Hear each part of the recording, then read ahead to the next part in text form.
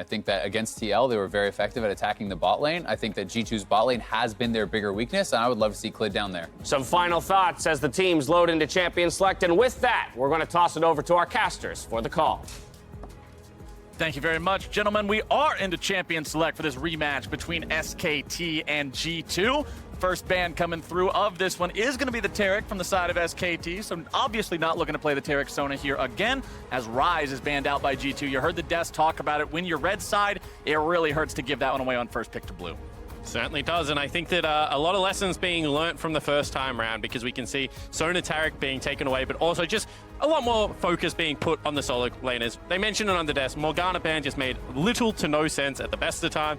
Is a little bit flexible with some more mid lane picks being shown, but I think that that's an area that SKT certainly want to attack. And depending on what comes out here for G2's last red side ban, if that's something like the Sylas, like there's the Rek'Sai, you get rid of virtually all of the flex picks. Like this could actually just be a game where all of these power picks that feel like they're coming up in every conversation, that they're dominating every single game, now don't exist. This has to be a Jace pick, because we've seen all of the flex picks gone. We talked about the big 5 of them. 4 of them are gone. Jace only available. This must mean that G2 have something prepared for the pick. And remember, it was Jace that was played by G2 the last time these teams went head-to-head. The Jace and Elise top lane and jungle combo made it so hard for SKT's top lane Sylas to do much of anything. You don't exactly have the best ults in the world to steal there, but Jace locked in here for Khan. And now let's theorize some counters, because Malphite's been seen a little bit, especially in Korea. Then we had maybe Poppy being picked up as one as a tank. Jake, I don't think the EU fans can take much more than this. Don't start saying Malphite. You know, Poppy has been something that's been theorized that wins the matchup. You can survive potentially if you go something like an Ornn, but none of them are really wonders. Realhouse, he's much more of an aggressive top laner, not having picked up his champion yet. But just food for thought as a draft progresses. How do you know he hasn't picked up his champion yet, my friend? This is G2. Yeah. This is G2. My bad. Oh, and speaking of that, a lot of flashing back and forth. So one of the key things that I was kind of proposing in game number 1 is, you know, pay attention to what players kind of have their signature picks in the jungle. And one of the cool things about G2 was Jankos having the likes of the Karthus and Elise. The Karthus, that one didn't work out, but his Elise looked very good. So I love the fact that Clid now has command of this champion, and it's so important to diversify your damage portfolio. When you have the likes of a Jace who's bringing all of that big bam burst damage, and then you have the Elise, like it's very hard for the top laner to itemize against having both the armor and the MR. On top of that, just the best diving jungler in the game. I think it's a very fair statement to make. 1 to 3, able to drop aggro on turrets, brings a mixed damage as you mentioned, as well as good follow-up CC. So everything kind of available for Khan and Clid to dominate the top side of the map. G2 still trying to hide their hand a bit in terms of what they're planning on these solo lanes. It does afford their opponents the opportunity to ban a couple more picks out, but getting the Varus Kench bottom lane, definitely nothing bad. We've seen the strength of this lane before. Jarvan also a very strong pick there in the jungle. Final pick for SKT that we didn't mention so far in the first half is the Braum there for support. And I'm actually really curious if this means that they're going to ban the Lucian next on G2 side, because they see that the Braum is already out there. Because it feels like Perkz and Mickey have now kind of waved the white flag, or if they haven't yet, please boys do, because you're starting to feed a little bit down there in that bot lane, and Teddy and Mata are starting to play hyper aggressive. We saw in their last game against TL, they are ready to play kill oriented lanes down there. Yeah, and when I was watching the game with Papa Smithy yesterday and we saw Kalista picked up against TL and they were able to build that huge advantage, he was just so happy, because Teddy is a joy to watch on the champion. One of the best Kalista players in the world, I think it's very fair to say. I would say even better than Betty here at this tournament, so probably the best Kalista player here at the tournament as well. So, you know, getting rid of that, getting rid of a lot of the kill threat. Oh, baby, it's locked in. That is Pyke, and yes, ladies and gentlemen, it is locked in on the same roster as Tahm Kench, and no, ladies and gentlemen, it was not with no time left, so we're going to see Champion Select remade. So frustrating. That's a Pyke. Tell me, Pyke, Caps has played it, I think, is that right? Yep. Yeah. Mickey has played it, Cax has played it. That said, whenever G2 locks in a champion like that, I'm like, probably Wander can play it. Everybody can play it. That's what I love about G2 is you always have the conversation, well, who's the best ex-champion on the team? Because they all play everything. He's not even the best Pyke in the Beatles. No, the thing is I think that this is going to be the mid lane Pyke here. Now, that said, the last time we saw it, it was run in tandem with a funnel composition, but you don't have the same champions there. So we'll hold our breath. We'll see what this look is going to be, because I know you're excited about that. I'm kind of petrified that it's a support Pyke and a top lane Tahm Kench all of a sudden, and that you're actually the person that called the counter pick. What if I was 200 IQ the entire time, my friend? Well, SKT is going to grab themselves an Azir for the mid lane. They're going to grab themselves a Misfortune for bottom side. Teddy's going to be on that one, as the final pick for G2 Esports will be the LeBlanc. And funny enough, joking about the top lane Pyke, and sure, Wonder could probably play it. Well, you might see Wonder play it.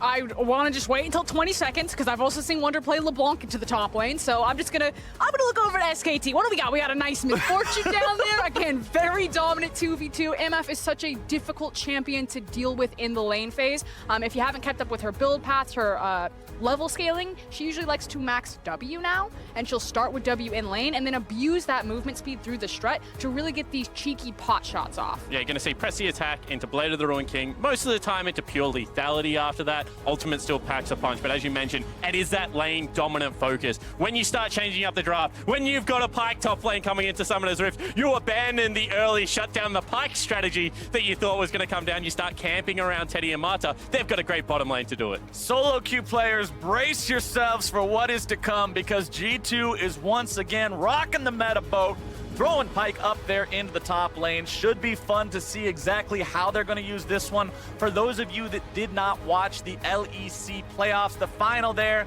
where G2 took down Origin in record time. Game number 2, we got to see some Pyke and Morgana bottom shenanigans, but this time around, he'll be on the opposite end of Summoner's Rift. This team is so much fun to watch, man. They certainly are, and they always just have something spicy in store.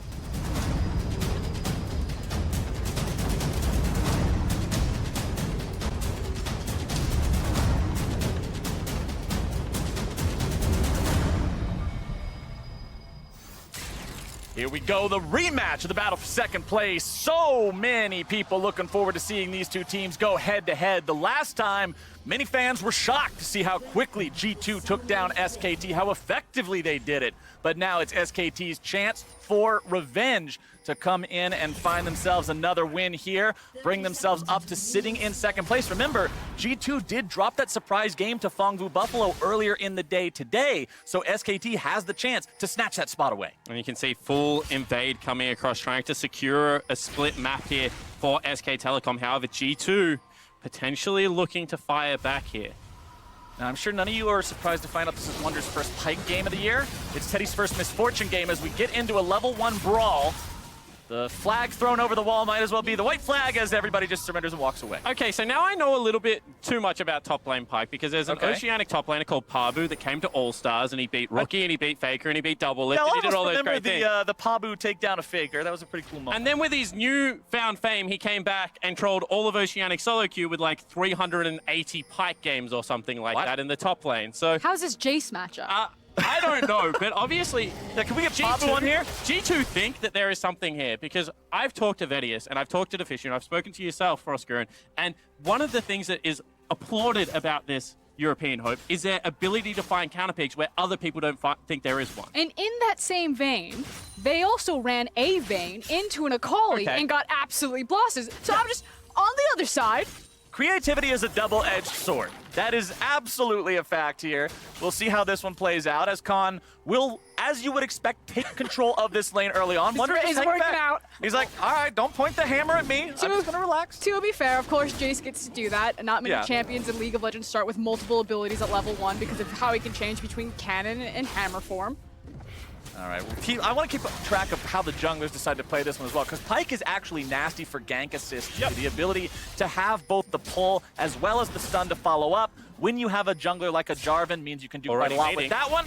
As Clid and Jankos could get into a little bit of a scuffle here. Jankos wisely retreating because he recognizes neither of his solo lanes have any priority. That's not a fight you can win. And obviously the importance here for Clid to get the Scuttle Crab is to allow Khan to be like, 1v1 me, bro. You said you were going to do it. I've got the Jace now. Like, it's my time to shine. And this is what I like to see so much from junglers when you have 2v1 me, bro. A ranged top laner like the Jace or like a Vayne or anything else in that line. Make sure you help them. Yes, they're a lane bully, but you have to be the one who keeps an eye out for the teacher and make sure these guys can take kids' lunch money all day long in the top. And you can see the top lane gank potentially being set up because that wave's still yet to crash. So it's going to be a wave and a half plus a cannon coming underneath Wonder's turret. Now, he is level 3, has things like the invisibility available. So it looks like SKT will decide to back away. This should be really obvious, though, when you slow stack a wave like this, that a dive is incoming. And now here comes Clid. He's just used everything. Clid's making his way in.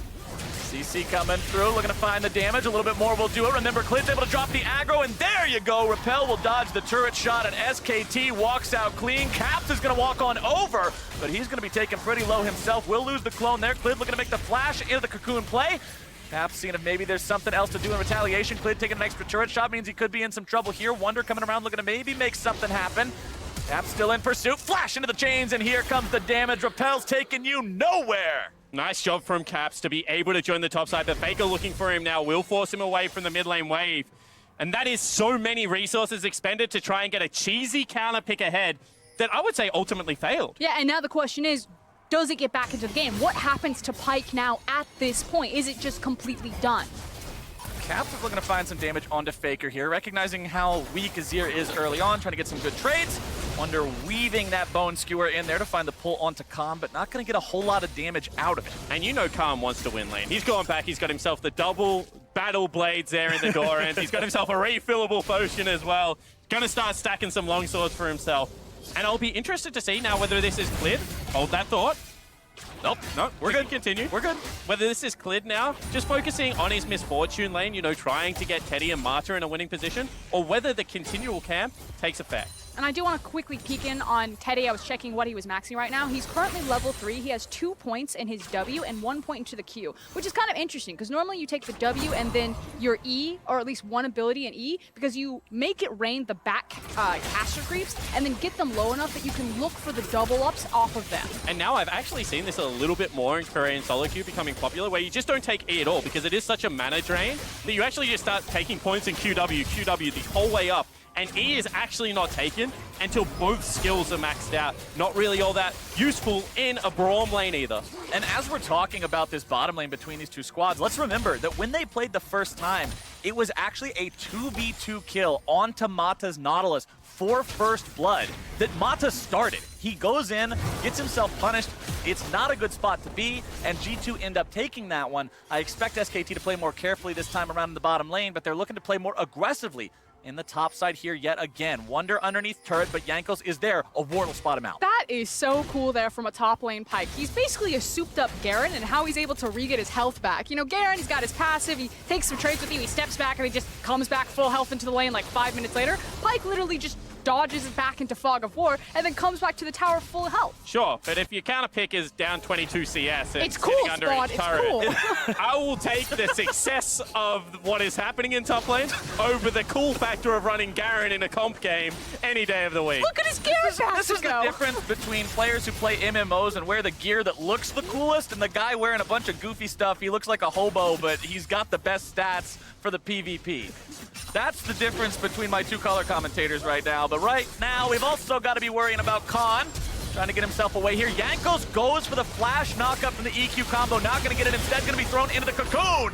And the burst is there, and Khan picks up the second kill for SKT. It's just a better read from SKT. They are reading Jankos like a book right now. They took the notes from game number 1. They're making sure that game number 2, it is not going to happen. If you turn off the nameplates, it looks like game 1 all over again, but it's SKT this time. And gotta credit Marta, the support of SK Telecom. So much hype of the legendary shot caller coming across. Goes the spellbook. Knows it's an uninteractive lane bot. Well, now you can use it. You can get up top lane. Baker is the stay-at-home mid laner right now, just slowly accruing that CS advantage.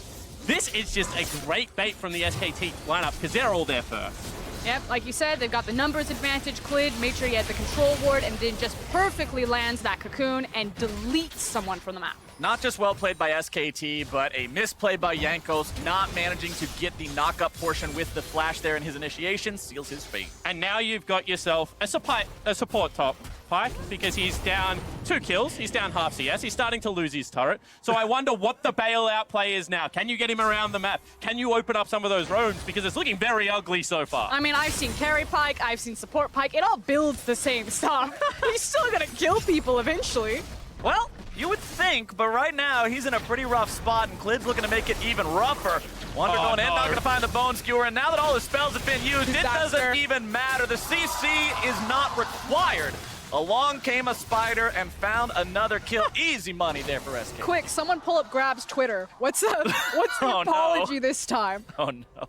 This is really, like, to take the levity out of the situation, it's a little bit disappointing from a G2 perspective, because they've lost their first game, you know, saying that they went for the top lane. They hadn't really practiced it all that much. This time around, you would think that the draft would have been nailed down a little bit more. They deliberately attacked the flex. They forced Khan towards his most played champion.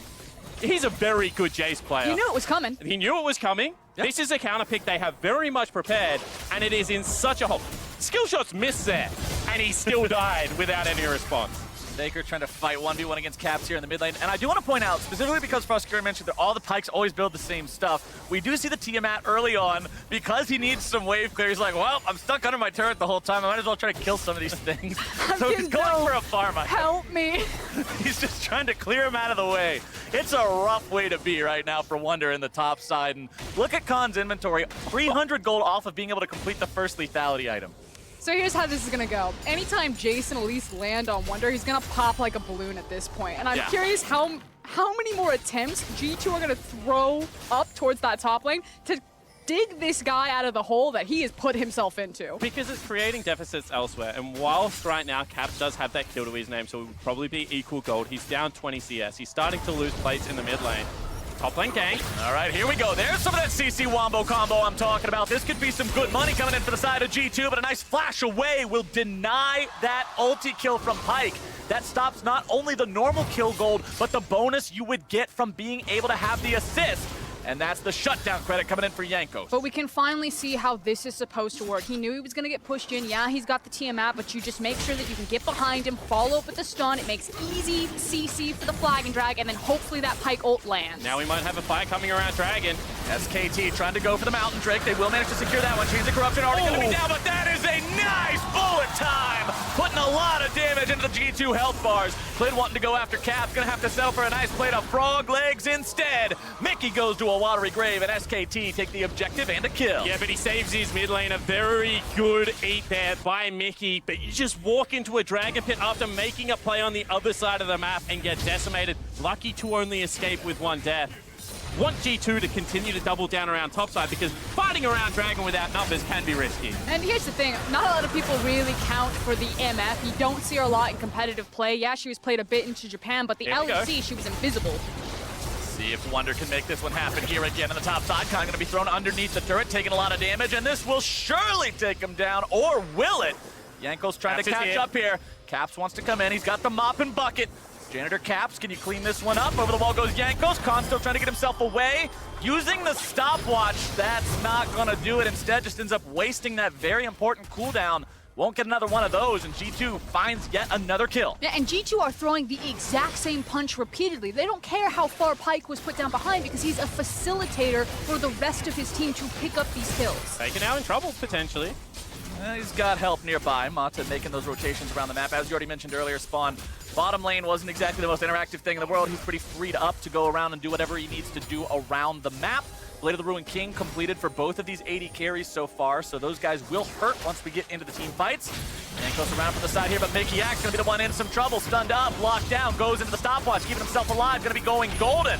Mata trying to escape with his life, but here comes Caps, and he's got the electrocution for the kill. G2 looking to find even more now as Wonder closes in. Over the wall he goes, looking to maybe grab himself a bone skewer. 999, that's some damage on the enemy jungler. Make it 2. A double kill for the top laner. And ladies and gentlemen, the man is right back in this game. Confident target number 3. Can they get him? Chains are down. He's yoinked around, and there comes your ulti. Faker coming in now, looking to grab somebody on the back end of the fight. Wonder's going to be taken rather low. A couple more stabs will do it, but Faker can't quite make that happen. And G2 are right back in this game. And who's laughing now? Wonder, like you said, right back into this game. He picked up 3 kills for himself right now, still down in CS, but certainly feeling very fat and happy with that goal. Yeah, and this all starts on SKT's kind of terms. You can see Clid goes for the long play around, no vision, spots him out. This was a surprise, but at the end of the day, you're brawling against a comp that very much wants to brawl now. They've got themselves the LeBlanc,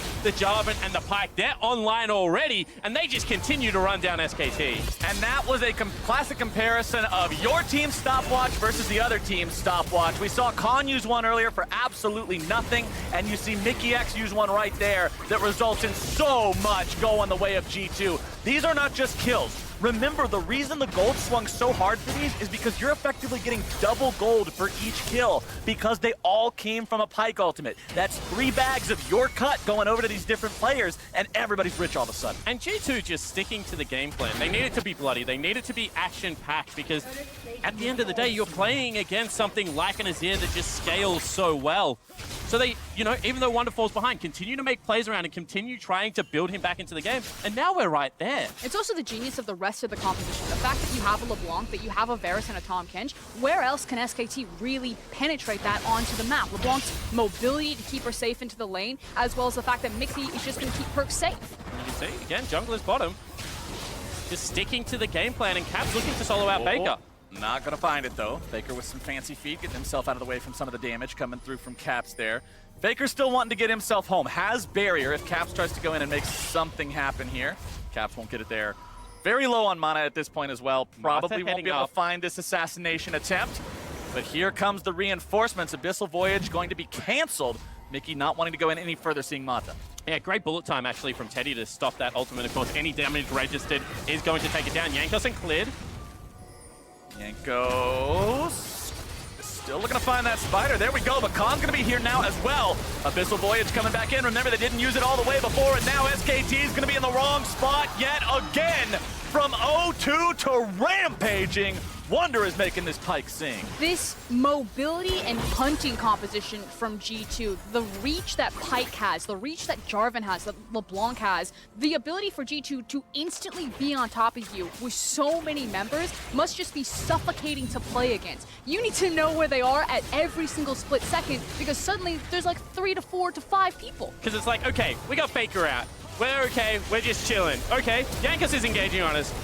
Again, all of these members show up, and it resets the execution, the ability to continue the chase seems to be what this G2 comp is built around. And I love how confident G2 are in themselves as individuals and as a team. This is a squad that will go for aggressive plays, that will make moves that other teams are like, that's a 60-40, maybe we shouldn't do that. G2 says 60-40, that's 10 more in our favor than we need. It's like what Spawn was talking about in game number 1 of our cast.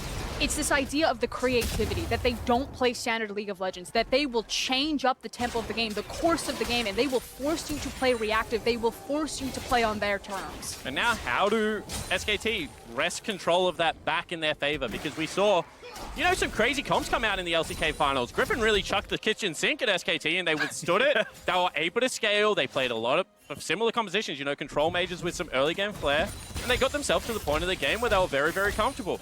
This game started in a similar flavor, but has now devolved into utter chaos. And SKT need to pull it back from the brink. SKT need to stabilize this a little bit. The lead is growing. It's still not astronomical yet, 1,500 gold, but G2 are going for second Drake. It's just an ocean. Laning phase is already over. SKT deems that not worth contesting. And this is kind of where SKT's composition can try to wrestle some control back over big monster objectives. Now, on an open map, I'm still going to give it to G2's comp, because again, this kind of hit and run hunting style is really terrifying to deal with. But hold on. Oh, Caps is going to be deleted there. The Shuriman soldiers coming in to make sure of that. But in Faker, we trust. And he's still in something like an Azir, and with that team fighting prowess of an Azir and a Misfortune, it's still very scary. I actually think Caps thought he was baiting there because you could see Perks and Mickey heading up into top fog of war, thought the Abyssal Voyage again was going to be able to swing that in unfair favors, but the amount of damage that came out caught him off guard. Once again, bullet time trying to just keep this mid lane turret up. And sure enough, it will. Easy wave clear tool there for the side of SKT to protect that mid lane turret. Remember, they are the only team with a turret here so far. G2 not yet able to claim one of their own. And talking about Faker being the guy that you trust in, being the one that you can always count on to be that dude who will put the team on his back. We heard from him before this tournament started saying he was disappointed with Korea's performance last year. The fact that he didn't get to participate in Worlds, and then Korea has their worst performance ever, he's got something to prove. And the unfortunate reality is that Korea is always going to be disappointed with their performance unless they're first. The stakes are just that high for them. So at this moment, I'm also disappointed with SKT's performance at this tournament. You're not first again. Yeah, that's kind of the problem with always being the best. Best becomes the expectation, and the rest just becomes disappointment. But Faker would love to bring his team back to where they want to be, back to that former glory. But G2, This team from Europe redefining how League of Legends is played, redefining what you should and should not be thinking about for playing. Imagination is one hell of a drug, and G2 are the ones to show SKT exactly how potent that could be. Faker keeping himself alive with the Shurima shot. And you can see once again, Mickey just cheating into Fog of War, trying to join this play, trying to put pressure on the Azir in the side lane. Faker in unfamiliar territory. Instead, they catch out Mata. Mata will get himself away, not too worried about it. Gold dead even here, 18.5 minutes into this game. But it's these situations on this type of map that G2's composition really wants. If you're getting to kind of pull SKT to respond through trying to cut through their own jungle, that's when G2 kind of heads you off at the pass and find you. And Herald's going to be pretty key for this comp because it's so hard to push into the Misfortune. You can see expending bullet time to keep that turret up and available. Well, one way to do it is to take yourself that Herald. Looks like SKT want to fight it. G2 will secure the Herald for themselves. Yanko's making sure to grab the eye before they get out of town. Accelerated Shock Blast, not going to find any health bars there, but SKT now have priority over the mid lane. We'll see if maybe they can push up here, look to take this tier 1 turret. Trying to find some damage now onto Wonder off to the side. Won't be able to land that. Accelerated Shock Blast again, not going to find the mark. Cap's going in for a little bit of poke, taking some in return though, and SKT have to back away. And you can see the value these teams are placing on the mid lane tier 1s with how this game is playing out. If you can keep it off, you get to take the shortest way around the map for SKT. On the flip side for G2, they don't want to get pushed into their tier 2 and have to try and wrestle control of it. So both teams expending very valuable resources in teleports, in Tahm Kench's ult, to be able to fight over this positioning. But one of these teams does have the Rift Herald, and that's going to be like the key factor here. If you can get a good Rift Herald, if you can break down this turret, again, this is exactly what G2 want. They want more encroaching darkness on SKT's map so they can start very quickly making plays around exhausted vision lines. This comp moves so fast that even if SKT do have wards, it could start a play on the bottom side of the map and be very quickly onto the dark top side of the map. Well, here we go. Shelly summoned up in the mid lane. Tier 1 turret still standing with about 80% HP. Chains of Corruption fired off from Perks.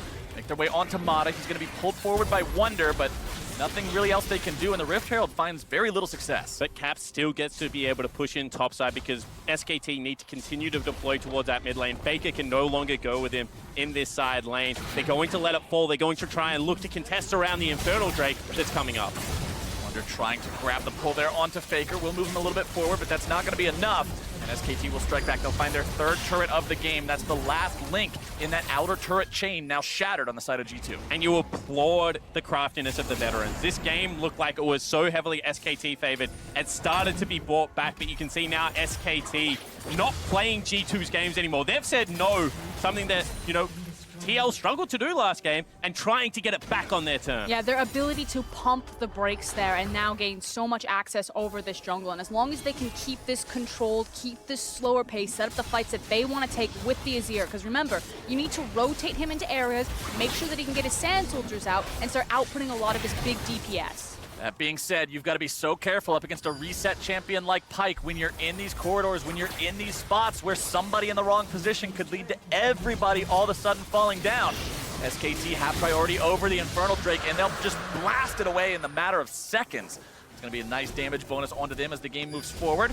Cap's now getting himself back to safety as SKT continue to stay together as 5. Khan pulled forward. Cap's looking to find some damage. Clay's going to be the one who eats that one. Heal coming out there from Mata. Yanko's going to be in a bad spot. Goes Golden into the stopwatch. Perk's going to be taking some damage from Faker. It's a 1-for-0 for SKT. They're able to grab the kill onto the G2 jungler, but won't look for anything else. So well done there from SKT. It felt like that they had been pushed off of their own mid lane tower, but Faker especially able to get around that corner and apply pressure to Perks so that there was no follow-up damage when G2 decided to dive too deep. Man, that was just great offensive play from Faker because it looked like the collapse was going to be there, and he put himself ahead of 3 G2 members. Look at them being corralled back towards this choke point where Jankos is. Remember, so much mobility to be able to join the fight. Jankos goes in, immediate stopwatch keeps him safe, and then Faker zones away the entirety of the G2 backup. Very nicely done from Faker and Mata there. And that's so much of what these team fights can come down to. Just these small things that aren't even part of the main fight, right? Yanko's death, that was the main thing the cam was on during that entire scene. But if Faker's not right there, if Faker's not using his flash to reposition and get out of the way of the counterattack, things could go very, very differently. And that's what you expect from SKT. That's what you expect from a team that has the reputation of being the most successful of all time. Now, while all of that did happen, the mid lane tower did go down. Perks expended his TP for that. And again, this is now the map position that they want. So there's these windows before Faker can really take over this game on the Azir, because that Azir damage, that's only going to get worse from here. He's not even really powerful at this point in the game. Right. So G2, use your window. It's going to find himself face-to-face with Caps here. Only takes a little bit of damage and still gets himself away. They're going for it. Wonder's moving in. It's the Abyssal Voyage collapse. Faker's able to find that Emperor's Divide, keeping himself alive, but only for a moment. Perkz grabbing the kill, and it's worth twice the money just because Wonder was there to mark the spot with the X. Now he's looking to make it too. Clid trying to skritter himself away here, but I don't think that Spider's going to be alive too much longer. Repel, but there's nothing to come down to except your own death. Caps makes sure he gets the money on that one, and G2 find 2. And the support members of G2 able to keep the main squad of SKT away. That means 2 people dead. Look for Baron. But now Mata, he's going to be dead too. Rooted up, beaten down, a little bit more damage to take him out. It's running away pretty fast. Surely he doesn't get away from this. Okay, Caps finishes that one off, and that means G2 is over onto the Baron. They know that they don't need everyone there. You've got a Varus that has Rage Blade plus Blade of the Ruined King. Caps and Wonder can move back over towards the mid lane to make sure you don't lose the tier 2 for free in the meantime. However, Wonder's going to be introduced to Hammer Time. Khan makes sure of that one as he'll continue auto-attacking the mid lane tier 2 here. Teddy clearing out the wave, trying to make sure that nothing interrupts them from taking this tier 2. However, the Baron is finished off quickly enough that now he has to retreat. Cap's still looking to maybe make a kill happen. Nope. Poofs right back away. I mean, frankly, it's table scraps there for SKT. The fact that they managed to get a kill and siege onto that mid lane tower. I'll hold it, though. Mickey, maybe something more? Mickey in some trouble. That's at least going to buy SKT some time. It's going to stop G2 from grouping up and using this Baron as effectively as they'd like. Table scraps and a frog there, but ultimately still a main takeaway for G2, having access to that Baron. And again, a composition that can very easily apply the Baron buff in every single lane. And this starts with Faker being in the longest lane possible. He doesn't have teleport, he can't go bottom split there. But the problem is that Khan doesn't either, so whilst they're playing him in the shorter lane, no real way to catch up to the mobility of this team. Tom Kent, you know, having a look at the pike, the ability to just get around terrain so quickly. You generate 2 picks, you turn the map into darkness, they have to start face checking, and it just creates errors. We've still got ourselves a really close game right now. Despite the fact that G2 have the Baron, the gold lead is still only about 1,500. We'll see if they can make that a much bigger deal with this Baron power play. They've still got 2 minutes left on the buff, and Faker just had to go back to base. Yeah, and it's also no access to Teddy's cooldown there. He doesn't have the bullet time, which means that finally G2 can approach a tower. They pushed out Azir. Teddy doesn't have bullet time, and it's theirs. Well, G2's not just approaching a tower, they're now knocking on the door to the base itself. Inhibitor turret under siege. Teddy going to be taking a lot of damage, keeping himself alive with the heal. SKT counterattacking, going to be taking Jankos very low there. Perkz going to be getting hit by soldier after soldier. Wonder's still hanging out in this brush off to the side. Good check there from Khan. Recognizing the fact that that assassin likely wants to always be on the flank, he'll take him out of the picture, and G2's on the retreat. And now I'm intrigued to see how G2 try and close out this game, because it's so hard to play a single lane against something like an Azir. You throw a Misfortune and a Braum in there, it just becomes more difficult. But what we've seen is that they want to group up, they want to generate pick.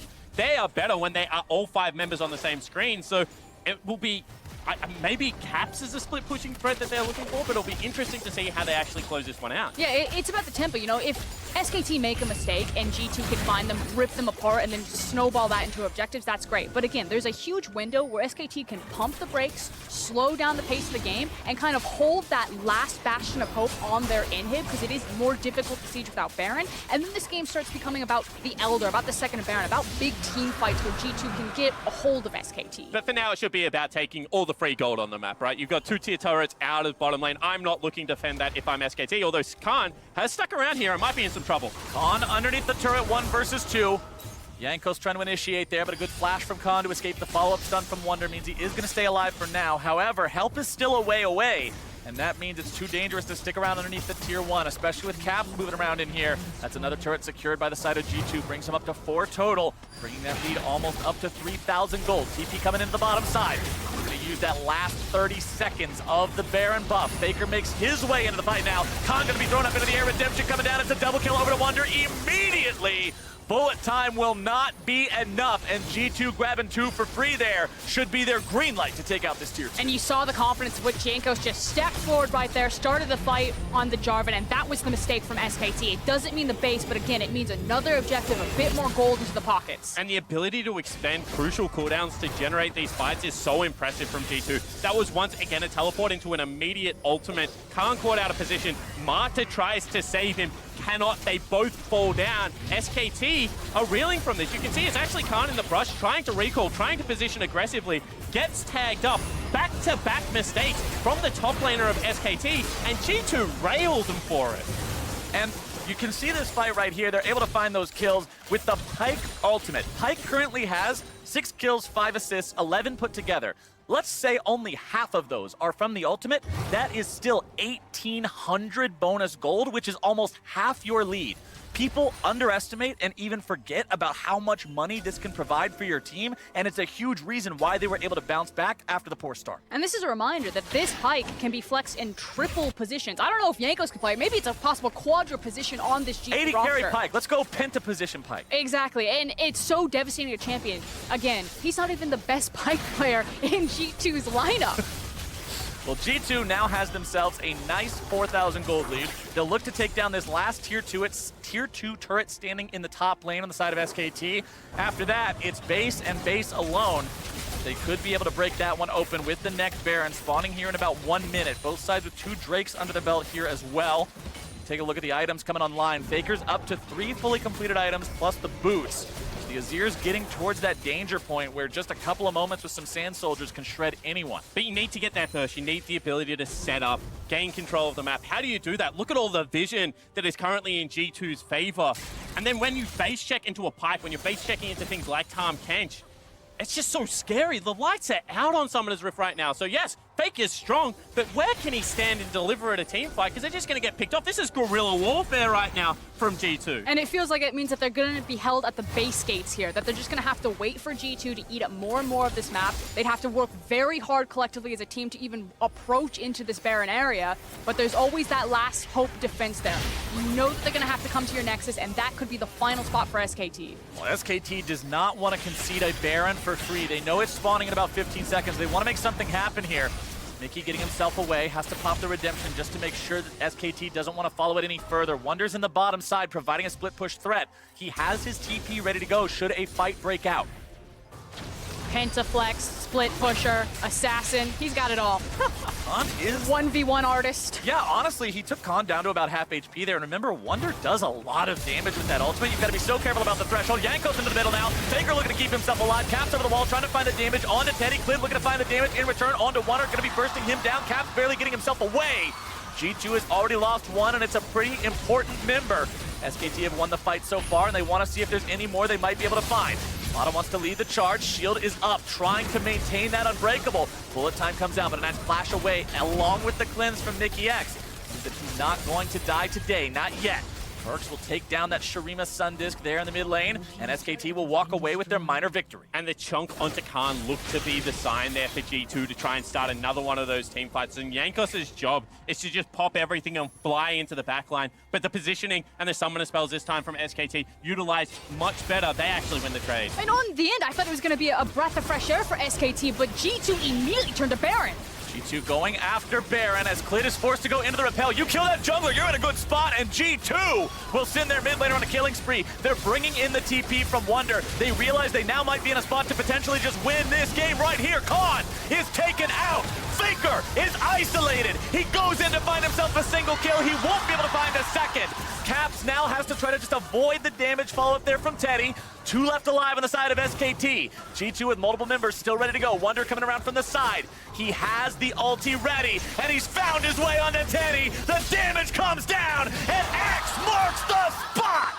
The thing is that G2 flipped the script. You look at that from SKT's perspective, they're like, we have the Scuttle Crab, we have the mid lane priority, we can back off this Baron. G2 know that creativity, the fact that they throw fundamental League of Legends out the window. This isn't about the rules, this is about breaking them. And we've been talking so long about SKT scaling up and the inevitability of Azir, but when G2 keep just forcing things like this is what happens. And there's a stopwatch available on Clid.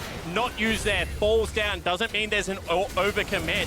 And then the go button hit immediately. Get everyone in there. It looks rough. Faker with a very nice slide into multiple members. But he is really trying to hold the base solo at the moment. Everyone else from SKT being chased away, and G2 continue to find advantages. And I want to talk about something abstract about this Pyke pick. Because of his ability and his kill pressure, since he got so much gold in that top lane, he started this fight, had about 25% health. When he finally jumps on Teddy, he's almost back to full health.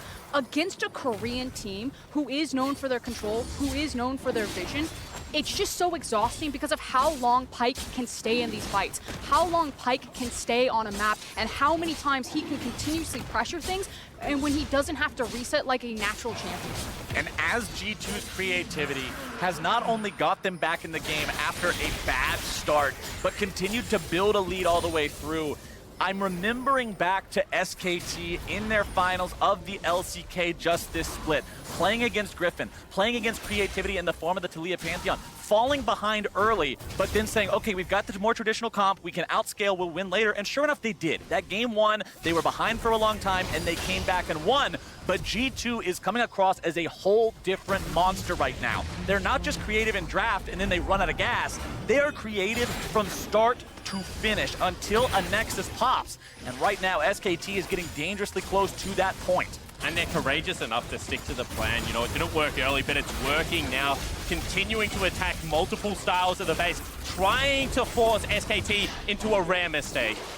SKT still defending here. 4 men topside. Tier 3 turret there, down to about 1/3. Tier 3 turret in the mid lane, destroyed by Jankos and Caps put together. Bottom side still under siege by Wunder. Faker is down to 1/3 HP from his fight against Wunder, and now he has to heal up. SKT lose their mid lane inhib. The other inhibitors will soon be under siege, and SKT is forced into an impossible choice. When, where, how do you fight? If you don't, G2 will simply win the game. Khan nearly killed instantly by Caps, already back into the spawn platform. Not even a chance to participate in the battle.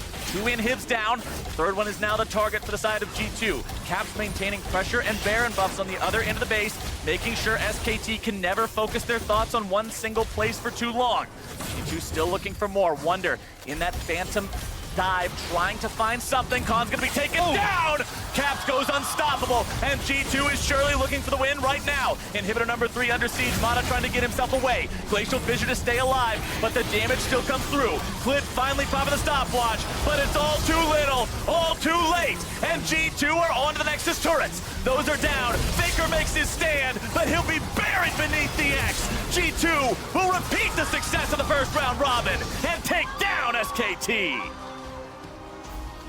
This tournament was supposed to be the return to glory of the LCK lineup.